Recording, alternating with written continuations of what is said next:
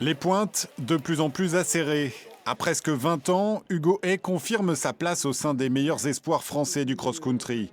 7e des championnats d'Europe junior en décembre dernier, le jeune homme a pourtant traversé une saison 2015 plus difficile en quittant Bressuire pour Lille, où il étudie en sciences éco option journalisme. Il avait alors quitté momentanément son entraîneur Abel Jamin pour un groupe lillois, sans résultat. Alors Hugo est rentré au Bercail. Avec Abel, ça se passe super bien parce que je connais son entraînement, il connaît mon corps, il sait les séances qui vont bien passer, il sait l'enchaînement des séances. Même si on est à distance, on sait quand est-ce qu'il faut alléger, quand est-ce qu'on peut augmenter. Donc c'est vraiment ça qui me convient, c'est qu'il a une approche très très humaine.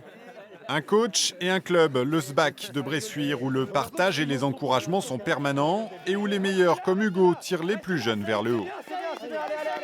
Ouais, c'est super important. Nous, on est un petit club familial.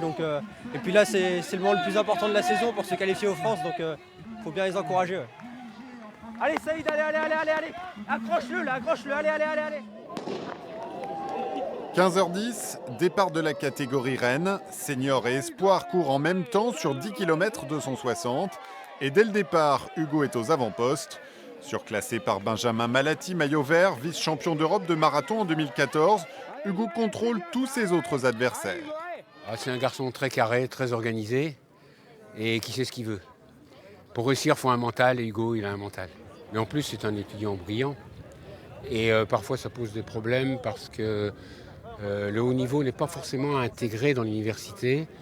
Et parfois, il faut même faire intervenir la Fédé pour régler des petites choses. À l'arrivée, une très belle deuxième place en 31 minutes et 56 secondes et la victoire, catégorie espoir. Mais preuve qu'il est difficile de tout concilier, le contrôle antidopage inopiné. Contrôle sanguin 2 heures. En fait, je me fais contrôler, mais pas juste urinaire. Et là, c'est sanguin, donc du coup, je dois attendre 2 heures après la course. Sachant que mon train, ça devait être dans une demi-heure. Ça va être un peu dur de rentrer à Lille ce soir. Je vais devoir faire un mot d'excuse parce que demain, je pense que je ne serai pas en cours à Lille.